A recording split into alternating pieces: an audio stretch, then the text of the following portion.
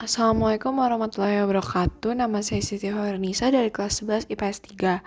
Hari ini saya akan melakukan pengayaan ekonomi dengan membahas materi tentang pajak, perdagangan internasional, dan juga kerjasama internasional.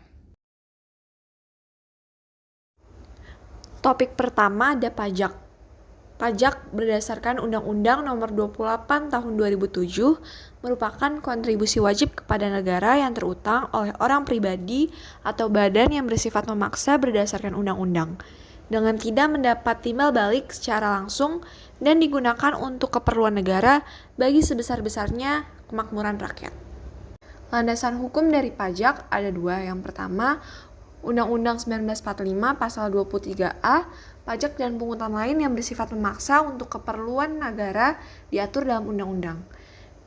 Lalu ada UU Nomor 28 Tahun 2007 yang merupakan penyempurnaan dari Undang-Undang Nomor 6 Tahun 1983 Pasal 1 Angka 1 tentang ketentuan umum dan tata cara perpajakan. Ciri-ciri pajak, yang pertama pemungutan pajak dapat dipaksakan. Yang kedua, pemungutan pajak diatur dalam undang-undang. Yang ketiga, balas jasa pajak tidak dirasakan secara langsung. Dan yang keempat, pajak digunakan untuk rumah tangga pemerintahan. Selanjutnya ada pengelompokan pajak. Yang pertama, ada pengelompokan pajak menurut golongannya, yaitu pajak langsung atau pajak yang tidak dapat dialihkan, seperti pajak penghasilan dan pajak bumi dan bangunan. Pajak tidak langsung, pajak yang dapat dialihkan kepada pihak ketiga terlebih dahulu, seperti pajak penjualan barang mewah, pajak pertambahan nilai, dan bea materai. Menurut sifatnya, ada pajak subjektif, yaitu pajak individu atau orang, contohnya pajak penghasilan, dan pajak objektif atau pajak benda, seperti pajak bumi dan bangunan, pajak penjualan, dan pajak penjualan barang mewah. Yang terakhir, menurut lembaga pemungutnya, ada pajak pusat atau pajak yang dipungut oleh pemerintahan pusat, seperti pajak penghasilan, pajak penjualan barang mewah, dan pajak pertambahan nilai. Yang terakhir ada pajak daerah. Pajak daerah dibagi dua sebagai pajak provinsi dan pajak kabupaten kota. Contoh dari pajak provinsi adalah pajak kendaraan dan pajak air. Sementara untuk pajak kabupaten atau kota ada pajak reklame, pajak tontonan, dan pajak hotel. Fungsi dan asas pajak. Fungsi utama dari pajak ada fungsi penerimaan atau yang disebut budgeter. Fungsi ini bertugas sebagai sumber pendapatan negara. Yang kedua, fungsi utama ada fungsi mengatur atau reguleran, di mana pajak mengatur agar terjadinya kestabilan ekonomi. Fungsi turunan dari pajak ada fungsi redistribusi, yaitu fungsi pemerataan dan keadilan untuk pembangunan, biasanya pembangunan daerah. Dan fungsi demokrasi, di mana pajak berasal dari rakyat dan juga digunakan untuk rakyat. Asas pemungutan pajak menurut Adam Smith dalam bukunya Wealth of Nations dengan ajaran yang terkenal The Four Maxims. Ada asas equality atau asas berkeseimbangan dengan kemampuan atau asas keadilan, di mana yang artinya semua orang yang terkena pajak sesuai kemampuan. Yang kedua ada asas certainty atau asas kepastian hukum. Yang ketiga ada asas convenience of payment, asas pemungutan pajak yang tepat waktu. Yang terakhir asas efisiensi atau asas ekonomis. Tarif dan sistem pemungutan pajak. Yang pertama ada tarif pajak proporsional atau tarif pajak sebanding. Tarif ini berupa persentase yang tetap terhadap berapapun jumlah yang dikenai pajak, sehingga besarnya pajak terutang proporsional terhadap besarnya nilai yang dikenai pajak.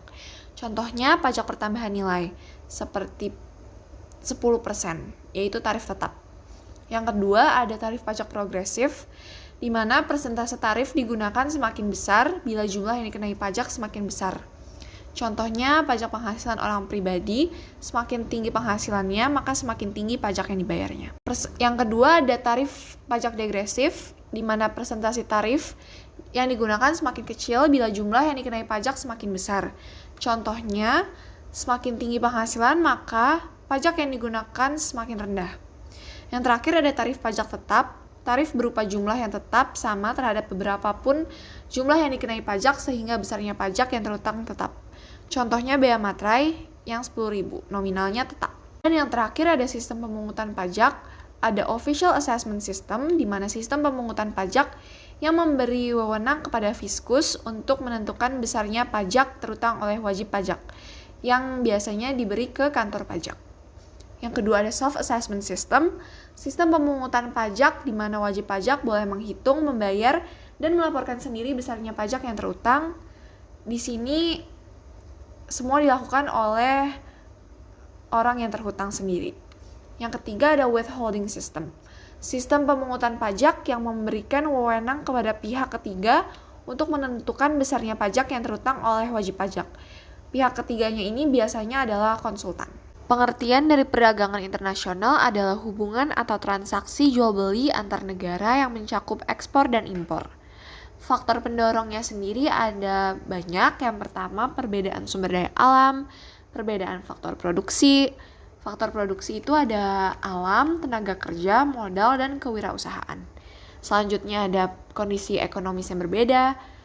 Tidak semua negara dapat memproduksi sendiri suatu barang, adanya motif keuntungan, dan adanya persaingan antar pengusaha dan antar bangsa. Perbedaan letak geografis juga mempengaruhi, dan perbedaan jumlah penduduk. Dampak positif dan negatif dari perdagangan internasional. Dampak positifnya ada pertambahan devisa negara. Devisa negara sendiri merupakan semua barang atau kekayaan suatu negara yang dapat berfungsi sebagai alat pembayaran dalam perdagangan internasional dan bersifat convertible. Yang selanjutnya ada kebutuhan masyarakat terpenuhi dengan baik, produktivitas perusahaan meningkat, dan adanya investasi. Dampak negatifnya, masyarakat menjadi lebih konsumtif, persaingan antara negara maju dan berkembang menjadi tidak seimbang, serta adanya ketergantungan pada negara maju yang menjadi tinggi. Teori klasik dari perdagangan internasional ada teori keunggulan mutlak yang dikemukakan oleh Adam Smith, di mana pertukaran akan terjadi antara dua negara jika setiap negara memiliki keunggulan dalam memproduksi barang tertentu. Keuntungan yang diperoleh dari spesialisasi ini yaitu berupa kenaikan produksi serta konsumsi barang dan jasa. Dan ada teori keunggulan komparatif oleh David Ricardo, yang berarti suatu negara mempunyai keunggulan yang lebih besar daripada suatu jenis barang dibandingkan barang lainnya. Kebijakan ekspor dan impor. Kebijakan ekspor yang pertama ada diskriminasi harga, di mana penetapan harga yang berbeda terhadap suatu jenis barang dengan tujuan negara yang berbeda. Diskriminasi harga dapat terjadi karena adanya perang tarif. Lalu ada pemberian premi dan ada dumping. Dumping adalah kebijakan yang menetapkan harga jual barang di luar negeri lebih murah dibandingkan dengan harga di dalam negeri. Tujuannya adalah untuk menguasai pasar di luar negeri. Ada politik dagang bebas dan juga ada larangan ekspor. Sedangkan kebijakan impor ada kuota. Kuota adalah pembatasan mutlak terhadap jumlah fisik impor barang tertentu selama waktu tertentu. Dengan diberlakukannya kuota, jumlah barang impor yang masuk dapat dikontrol. Ada tarif. Tarif adalah pembebanan pajak terhadap barang-barang yang melewati batas suatu negara. Tarif dapat digolongkan menjadi bea ekspor dan bea transito. Contohnya ekspor tekstil dari Indonesia ke Jepang diangkut melalui Singapura. Itu contoh dari bea transito. Dan ada subsidi, di mana pemerintah memberikan subsidi kepada perusahaan untuk memproduksi barang-barang atau jasa. Dengan demikian, biaya produksi bisa ditekan sampai produksi dalam negeri menjadi lebih murah dan bisa bersaing dengan produksi luar yang lebih mahal harganya.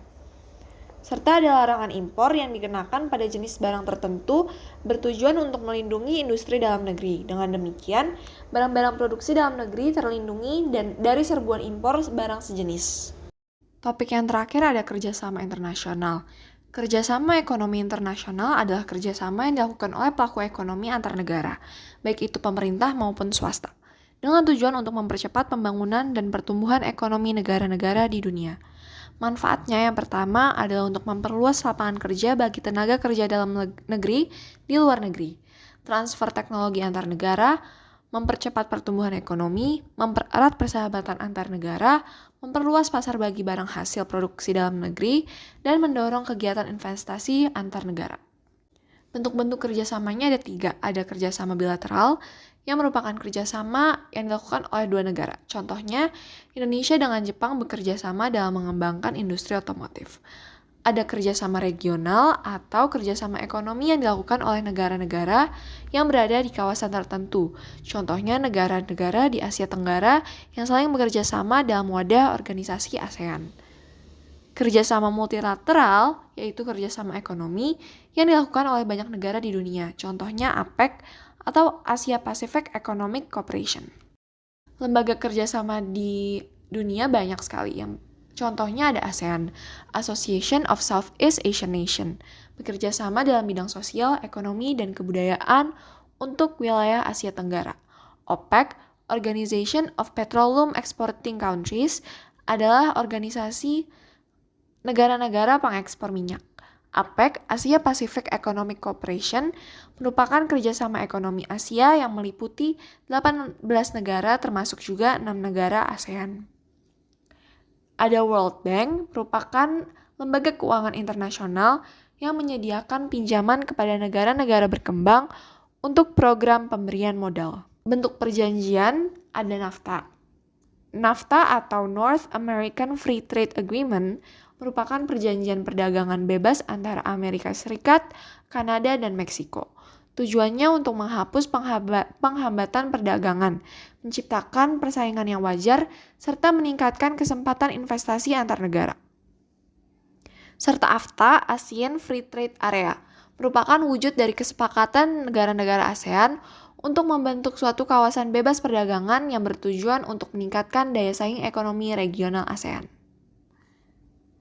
Kurang lebihnya itu dari saya. Wassalamualaikum warahmatullahi wabarakatuh. Terima kasih.